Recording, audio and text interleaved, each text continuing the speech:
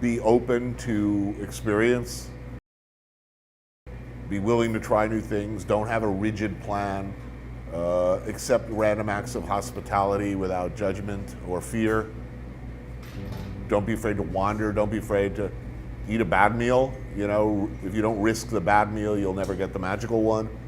But I think most important, you know, be humble, be grateful. Be aware of the fact that you are probably the stupidest person in the room. As far as you are the least prepared, least equipped person to know who's really in charge and what's really going on. I think maybe before I started traveling, I thought that the human race as a whole were, you know, could and would turn on itself at any moment, you know, venal, petty, cruel, arbitrary. And it's true that all of those things exist in this world, but I meet mostly pretty nice people doing the best they can, often under very, very difficult conditions. I met a lot of very nice people who've done very, very bad things that conflict with my deeply held conceptions of justice, of sexual equality, or acceptable practice, or religious views. A lot of gray areas in travel. But I think that on balance, the world is filled with people doing the best they can, you know, who love their kids and, you know, would like to, you know, put on a clean shirt every morning and live their lives with a little dignity and have access to food and water, hope, just like everybody else. Uninhibited creative freedom is something that I've been incredibly fortunate to have for the better part of my entire television career. Unlike anyone else I know of in television, I've been free to do whatever I want, to make the shows I want, anywhere I want, with whom I want, in any style I want. So at first I don't know any other way, and by now I won't have it any other way. Life is good. Why settle for less? And by the same token, when you're given that much freedom and you have essentially no interference and nothing but support behind you, what you don't want to do is get lazy and bored and sloppy.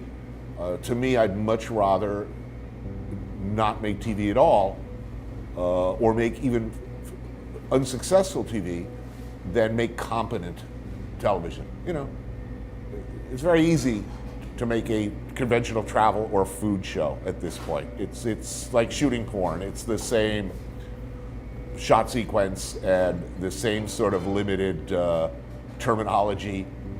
You know how all of the little pieces work, where you have to start and where you have to end.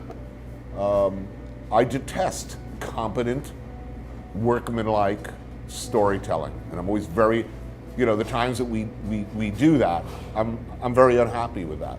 I'd rather fail. No, I've been fired many times. In my cooking career, I've been fired a number of times. I was not a particularly good chef. I had a lot of problems at various points in my career with narcotics. I was very deservedly fired on a number of occasions.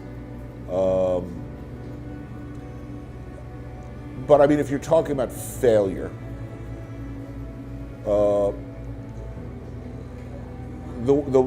you know, I accepted failure as a chef because I was at various times a bad chef and even a bad person.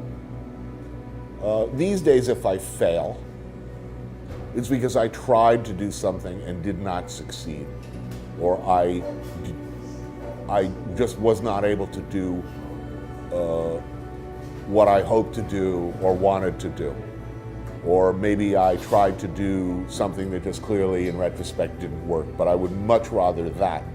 I would much rather fail gloriously than not venture, not try. I'm not as I said before, I'm not interested in competent, telling stories with competence. I'm looking to tell them with some style and originality and some creativity that is interesting to me and the people I work with. And there have been times that has resulted in failure, meaning it didn't work, it didn't communicate anything like what I wanted to. Often the story I think I'm going to get ends up being another story entirely that's even better or very different. That's good. But there are other times where I just fail miserably. I tried to do a Sicily show again, and it was not good. It did not capture the place. It didn't show us anything of value. It did not live up to the subtlety and beauty of its subject. And then there are shows where some people are just going to hate it. They just don't like the style. They think it's self-indulgent. They don't get it. But that's the kind of failure I like.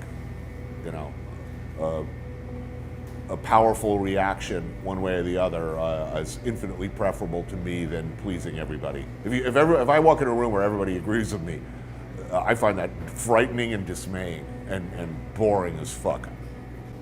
My answer to that question stems from my history as an addict. A lot of other addicts looked in the mirror every day and did not see somebody worth saving.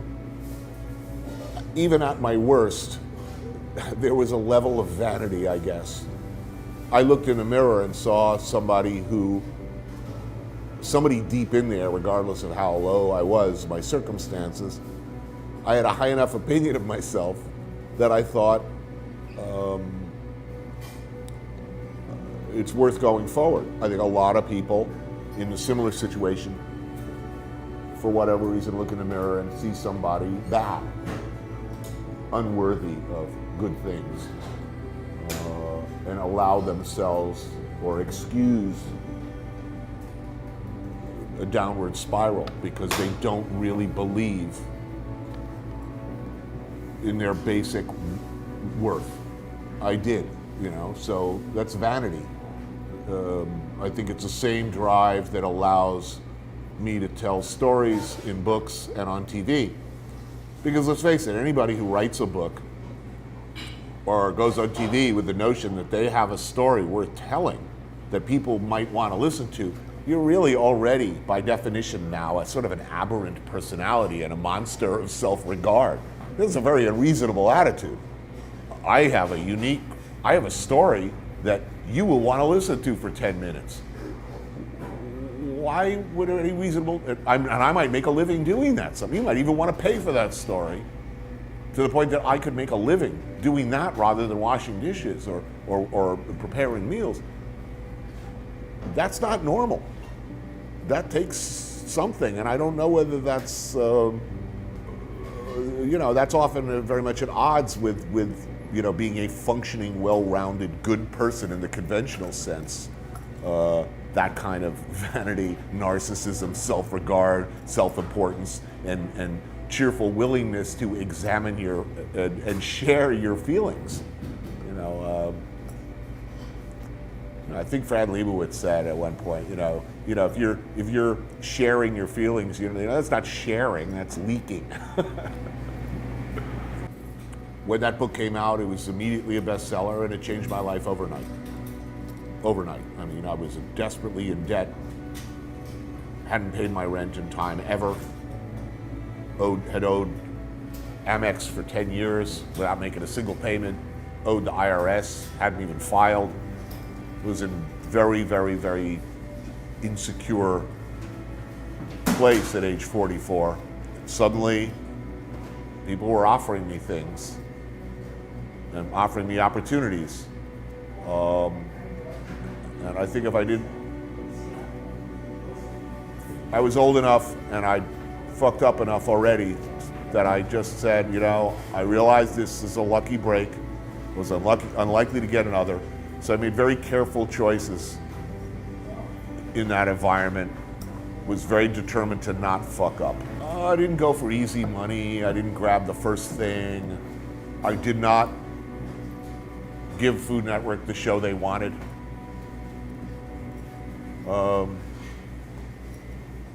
And I said no a lot to what seemed like a lot of money. Well, look, what's good for you in the short run is not necessarily good for you in the long run. You know, you're starting out as a writer, you've written one book, and you got a TV show, and somebody offers you $1 million to, represent an anti-diarrhea medication. Well, that's a lot of money in the short run, but you're always going to be that guy with the shits. I'm admittedly, I have very contradictory impulses here.